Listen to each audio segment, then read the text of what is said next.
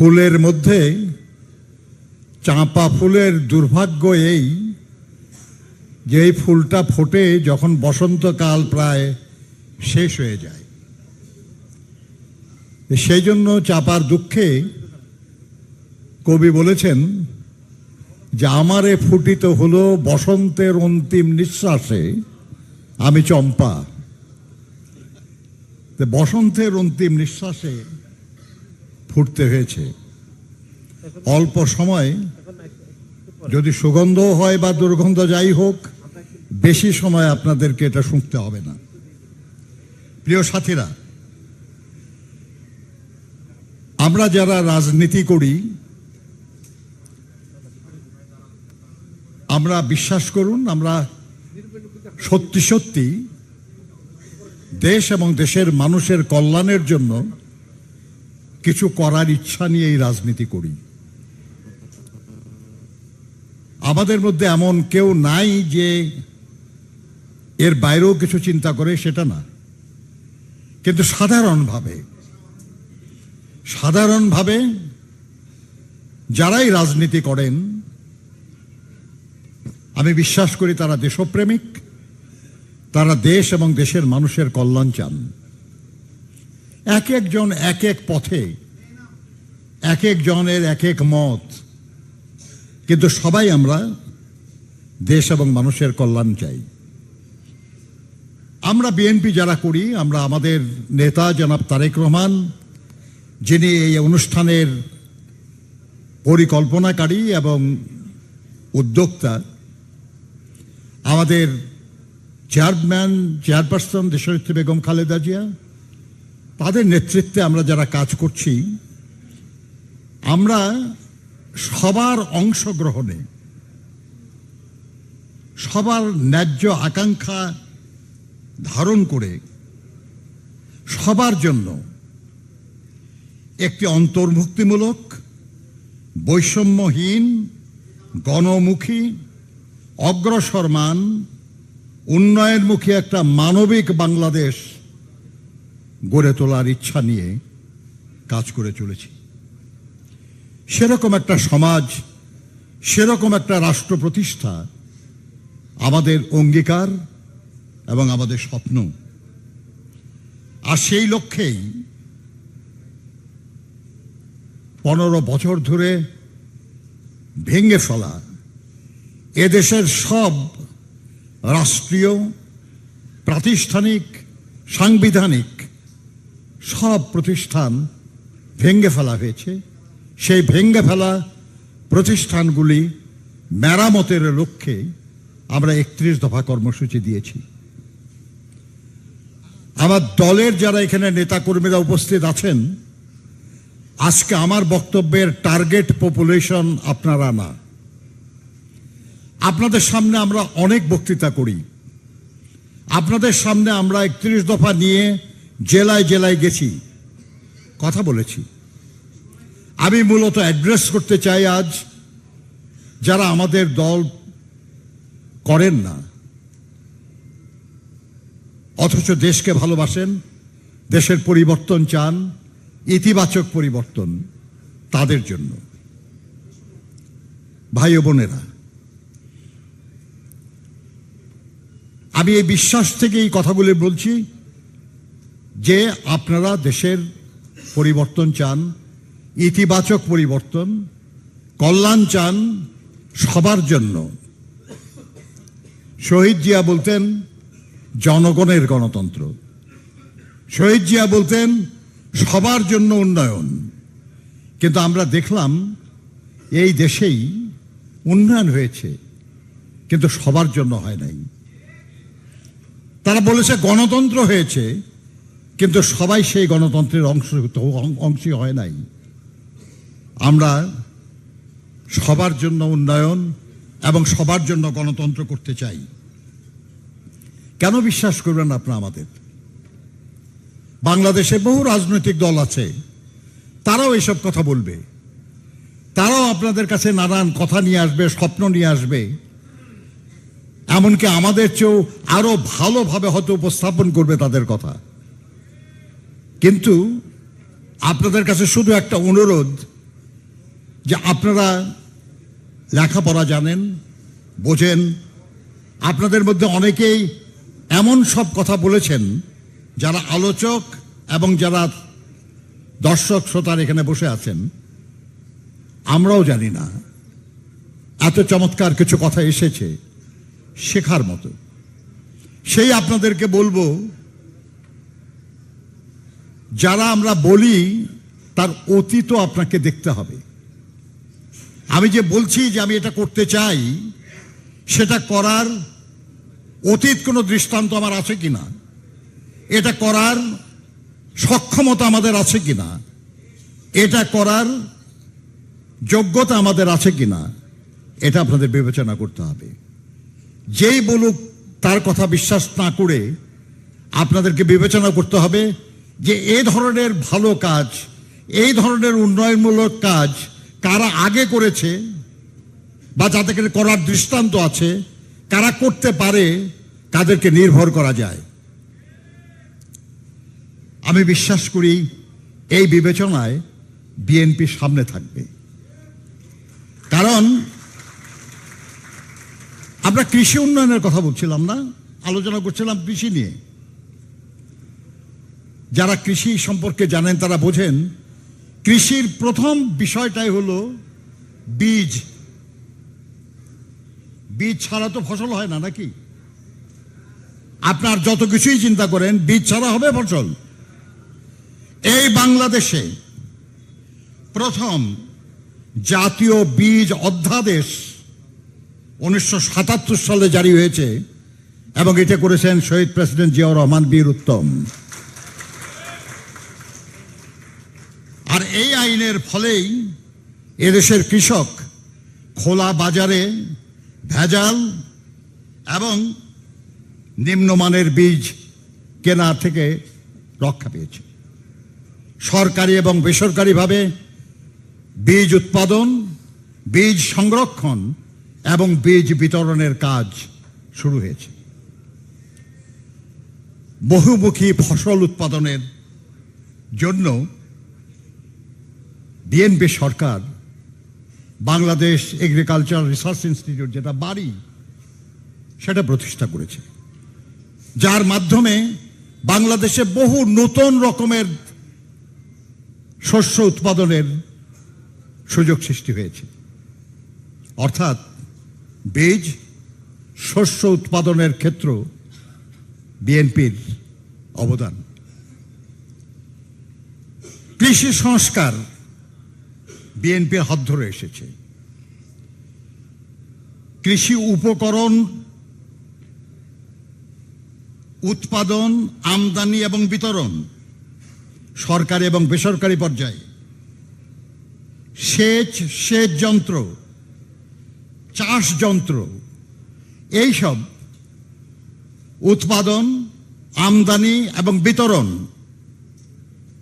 BNP সরকারের মাধ্যমে হয়েছে।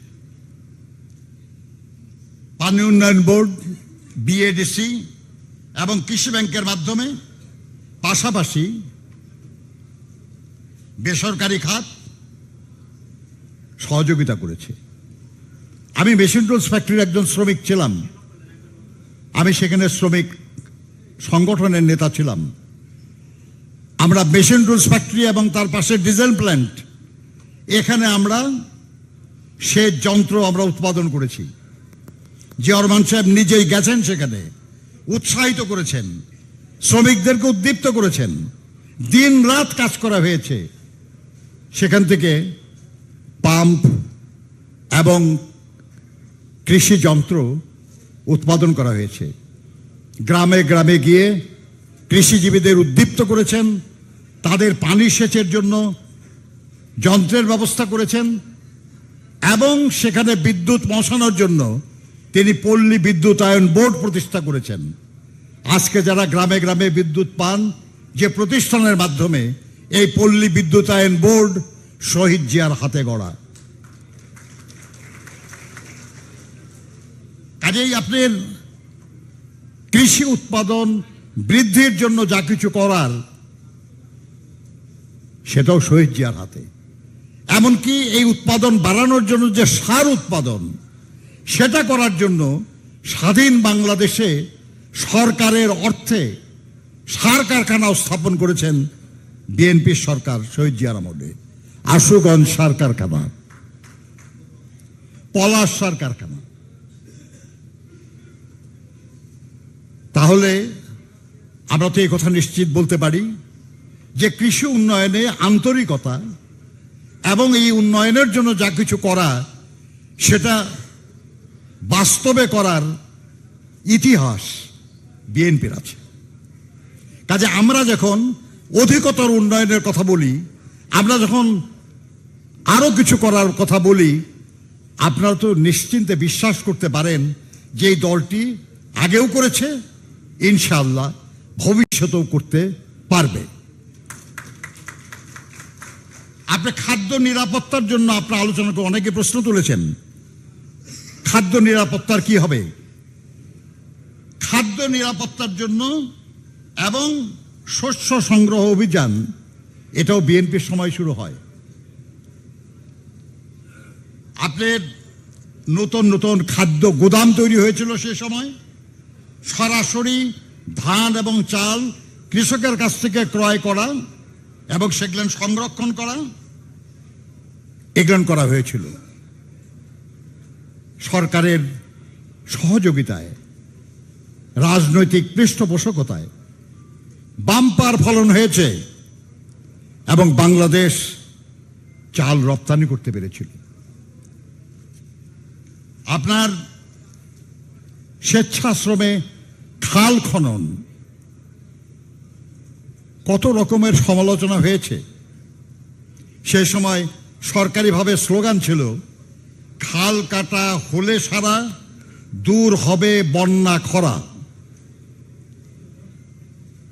খাল নদী পুনঃখনন করে বন্যার সময় পানি সংরক্ষণ করা গেলে শুষ্ক মৌসুমে সেখান থেকে পানি সেচ করা যায়।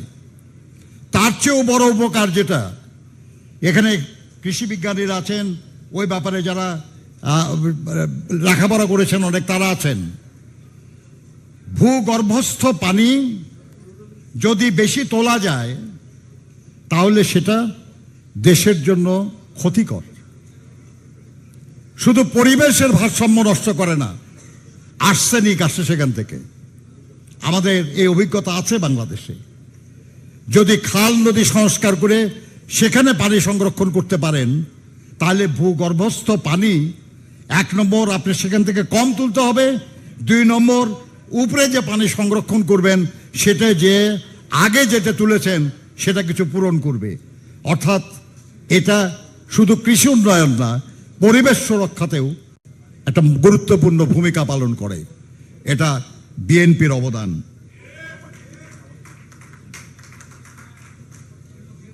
শস্য গুদাম, এটা ঋণ কর্মসূচিও বিএনপি করেছিল। কৃষকদেরকে বিনা সুদে ঋণ দেওয়া হয়েছে যে আপনারা ক্ষুদ্র ক্ষুদ্র গুদাম করে সেখানে আপনার শস্য সংরক্ষণ করেন, যাতে চট করে বেচে দিতে না হয়। এটাও করা হয়েছে। 100 কোটি টাকার একটা বিশেষ কৃষি ঋণ কর্মসূচি নেওয়া হয়েছিল, যাতে উচ্চ ফলনশীল শস্য উৎপাদনের উদ্যোগ নেওয়া হয়। ভাবুন, যে কোনো একজন কৃষক নতুন কোনো জাতের ধান বা পাট কিংবা অন্য কোনো ফসল চট করে করতে রাজি হয় না। কারণ যদি সেটা ফলন ভালো না হয়, যদি সেটা বিক্রি ভালো না হয়, তাদেরকে উৎসাহিত করার জন্য বিএনপি সরকার কৃষি ঋণ প্রকল্প করেছিলেন, যে কৃষককে ঋণ দেওয়া হবে যে আপনারা উচ্চ ফলনশীল এটা উৎপাদন করেন এবং উৎপাদন হলে যে অর্থ পাবেন সেখান থেকে শোধ করবেন। এইভাবে ইন্ট্রোডিউস করা হয়েছে নতুন নতুন জাতের ধান, পাট, আখ, বিভিন্ন রকমের জিনিস বিএনপি সরকার করেছে জামানত ছাড়াই ঋণ দিয়ে। আপনার আত্মকর্মসংস্থান কর্মসূচি কৃষিজীবী মানুষের জন্য, গ্রামাঞ্চলের মানুষের জন্য। আপনাদের নিশ্চয়ই অনেকের মনে থাকতে পারে, না হয় আমি মনে করিয়ে দেই, যে বাংলাদেশের ইতিহাসে নারী এবং শিশু বিষয়ক মন্ত্রণালয়, যুব মন্ত্রণালয় এবং জনশক্তি মন্ত্রণালয় বিএনপির আমলে হয়েছে। পরবর্তী পর্যায়ে প্রবাসী কল্যাণ মন্ত্রণালয়, মুক্তিযুদ্ধ বিষয়ক মন্ত্রণালয়, এসব হয়েছে বিএনপি সরকারের আমলে। এই যে কাজগুলি, এর যে প্রয়োজন, এর যে উপকারিতা, এর যে কার্যক্রম, এই সবগুলি একটু আগে যেসব কথা আপনারা বলেছেন, কৃষি উন্নয়ন এবং কর্মসংস্থান, এর দিকেই যায়। এই কাজগুলি বিএনপির সাফল্যের ইতিহাসের অংশ।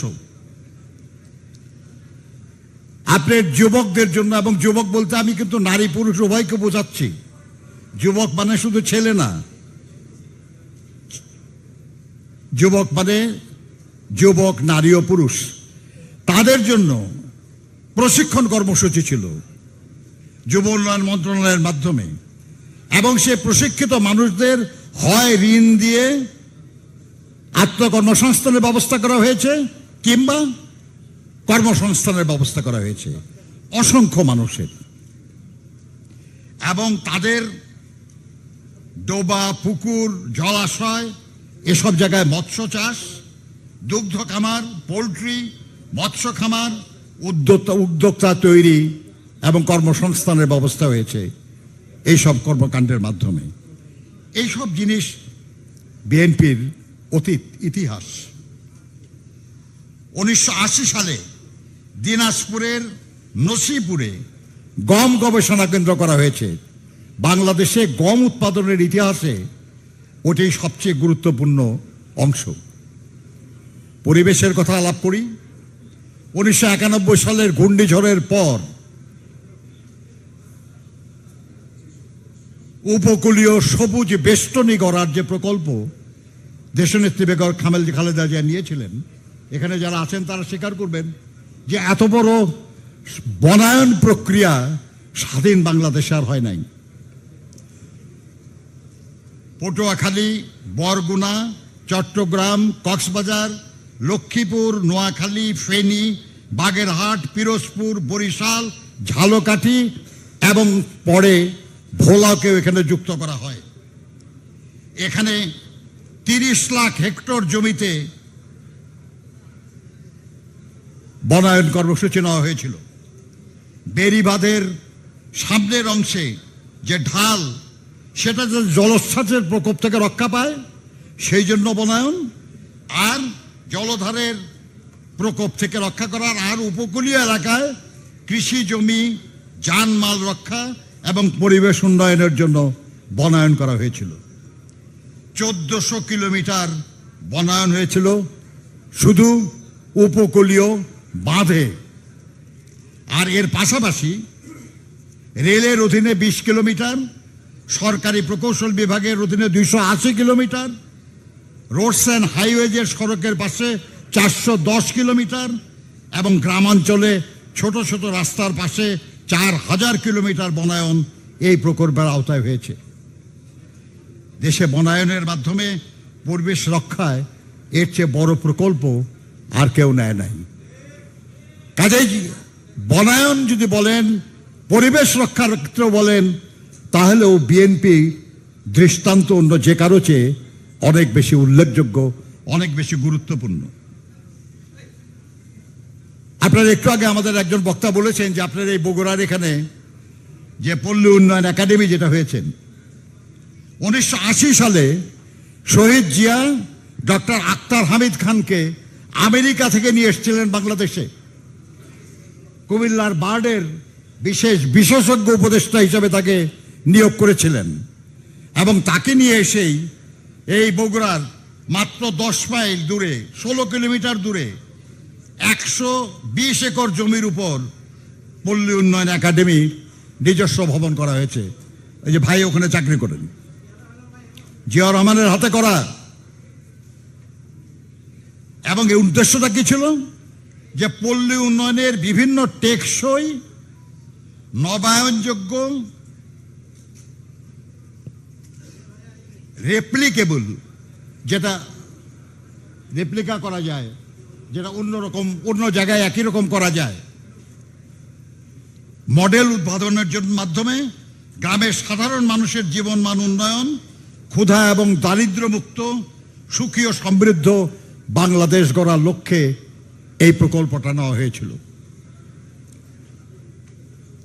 আপনাদের কি বিশ্বাস হয় তাহলে যে বিএনপি ক্ষমতায় গেলে দেশের কৃষি উন্নয়ন এবং পরিবেশের উন্নয়নের জন্য কাজ করতে পারবে? অন্তত দৃষ্টান্ত তো বলে, অভিজ্ঞতা তো বলে পারবে। বন্ধুগণ, শহীদ জিয়া, আল্লাহর অসীম মেহেরবানি যা তার সঙ্গে কাজ করার সৌভাগ্য আমার হয়েছে। উনি যে কমিটির চেয়ারম্যান, সেই কমিটিতে আমি লেবার সেক্রেটারি ছিলাম, আমি জাতীয়তাবাদী শ্রমিক দলের জেনারেল সেক্রেটারি ছিলাম। উনি একদিন কথায় কথায় বলছিলেন যে জানেন, এই বাংলাদেশে যত ক্ষেত আছে, কৃষি ক্ষেত, এই ক্ষেতের যে আইল আছে, যদি আইলগুলি তুলে দেওয়া হয় তাহলে যে পরিমাণ ভূমি বেঁচে যাবে তার পরিমাণ বাংলাদেশের অনেক জেলার সমান।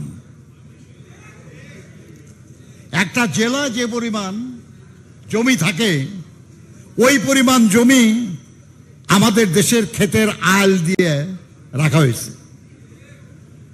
যদি আইলগুলি তুলে দেওয়া যেত তাহলে একটা জেলায় যে পরিমাণ ফসল উৎপাদন হয়, ওই পরিমাণ অতিরিক্ত ফসল আমরা উৎপাদন করতে পারতাম। কিন্তু উনি বললেন আর কি, এটা আইডিয়াটা ভালো, কিন্তু জনগণকে সম্মত না করে আমরা এই কর্মসূচি বাস্তবায়ন করতে পারবো না। উনি সমবায়ের দিকে উৎসাহিত হলেন। 50,000 যুবক যুবতী, নারী পুরুষ, তাদেরকে তিনি সমবায়ে প্রশিক্ষণের ব্যবস্থা করেছিলেন উৎসাহিত করার জন্য, যাতে গ্রামে কৃষি সমবায় করা যায়। আর সেই কৃষি সমবায় করতে গিয়ে ক্ষেতের আইলগুলিন তুলে বড় প্লট করে সেখানে যেন ফসল উৎপাদন করা যায়। যদি মানুষকে একবার বিশ্বাস নিয়ে আসা যায় এর উপর, যদি মানুষকে উৎসাহিত করা যায়, তাহলে হয়তো এক সময় সারা দেশের সমস্ত আইলগুলিন তুলে দিয়ে একটা জেলা সমপরিমাণ ভূমি আমরা কৃষির অধীনে নিয়ে আসতে পারবো। উনি বলতেন যে দেশের যত রেল লাইন আছে, যত মহাসড়ক আছে, তার দুই পাশে যে পরিমাণ জমি, সরকারের জমি মানুষ দখল করে ভোগ করতেছে, এগুলো যদি সরকার আবার নিতে পারে আর ছোট ছোট খণ্ড করে যদি গরিব মানুষকে দেওয়া যায়, তারা সেখানে ফুল ফল এরা আবাদ করবে, কিংবা সেখানে যদি নিচু হয় সেখানে হাঁস মুরগির আবাদ করবে, কিংবা মাছের চাষ করবে, কিংবা আর কিছু না হোক এটা পেঁপে গাছ বুনবে, কলা গাছ বুনবে, তাহলে অনেক মানুষের উপকার করা যায়। আপনারা ভাবুন যে বিএনপি এরকম স্বপ্ন দেখে, সেই বিএনপিকে আপনারা দেশ পরিচালনার দায়িত্ব দেবেন কিনা, নাকি এমন কাউকে দেবেন যাদের এমন কোনো কিছুর ইতিহাস নাই, যারা শুধু বলে কিন্তু করে নাই কিছু বা করে না। বন্ধুগণ, আমি জানি যে দশক ধরে বঞ্চিত এবং হতাশ জনগোষ্ঠী, তাদের অনেক কিছু বিশ্বাস করতে কষ্ট হয়, মনে হয় কি হবে হবে না এ ধরনের। কিন্তু আমরা তো বলি না আপনাদের যে আমরা করে দেব আপনাদেরকে। আমরা আপনাদেরকে বলতে চাই যে আমরা আপনাদেরকে জানাচ্ছি যে এইভাবে এই কাজটা করা সম্ভব, কিন্তু আপনাদের সহযোগিতা ছাড়া আমরা এগুলো করতে পারবো না। আমরা আপনাদেরকে ডাকি, আপনাদের সঙ্গে কথা বলি, আপনাদের সামনে নিজেদেরকে উপস্থাপন করি, আপনারা যে কোনো সমালোচনা করলে আমরা তার জবাব দেই, এই উদ্দেশ্যে যে আপনারা আগামী দিনের যে কর্মকাণ্ড, সেই কর্মকাণ্ডে আপনারা সম্পৃক্ত হবেন, আপনারা সহযোগিতা করবেন। আমরা সবাই মিলে সবার জন্য, সবার স্বার্থে, সকলের যে এই দেশ বাংলাদেশ থেকে আমরা গড়ে তুলব, আমরা সবাই চেষ্টা করলে পারবো। রবীন্দ্রনাথের একটা কবিতা আছে, সূর্য যখন ডুবে যাচ্ছে প্রায়, সারাদিন সারা বিশ্বকে আলোকিত করে রেখেছে, সেই সূর্য অস্তায়মান, তার মুখ দিয়ে বলাচ্ছে, কে লইবে মোর কার্য কহে সন্ধ্যা রবি, শুনিয়া জগৎ রহে নিরুত্তর ছবি। সারা জগৎ নিরুত্তর, কেউ কোনো জবাব দিচ্ছে না যে সূর্যের দায়িত্ব আমরা কে নিতে পারবো, কার পক্ষে সম্ভব। মাটির প্রদীপ ছিল, সে কহিল স্বামী, আমার যেটুক সাধ্য করিব তা আমি। একটা মাটির প্রদীপ বলল যে আমার যতটুকু সাধ্য আমি ততটুকু করব। বন্ধুরা আমার, আমরা কেউ জিয়াউর রহমান নই, কিন্তু আমরা ওই মাটির প্রদীপের মতো সবাই যদি জ্বালি, তাহলে কি আমরা কিছুটা হলো অন্ধকার দূর করতে পারবো না? পারবো তো নাকি? তা শুন না, আমরা আজকে অন্তত এই শপথটা নেই যে আমরা আমাদের যতটুকু সাধ্য আছে সেই সাধ্য দিয়ে এই দেশটাকে, এই দেশের যে নানা সময়ে নানাভাবে বঞ্চিত জনগণকে আসার পথ দেখাই, তাদের ভাগ্য পরিবর্তনের সহায়তা করি, সহযোগিতা করি। পারবো না আমরা? আমাদের কথা বাদ দেন, আমরা তো বুড়া হয়ে গেছি, কিন্তু আমার যে তরুণ প্রজন্ম, আমি বিশ্বাস করি যে তারা পারবে। তারা, তাদের এই আবেগ আছে, তাদের সক্ষমতা আছে, তাদের যোগ্যতা আছে, তারা পারবে। আমার বক্তব্য শেষ করব, আমার ছেলে এখানে আছে, তার একটা লেখা কবিতা আমি বলে আমার বক্তব্য শেষ করব। আমি বিশ্বাস করি যে আমার তরুণদের জন্য এই কবিতা। তরুণরা বিদ্রোহী।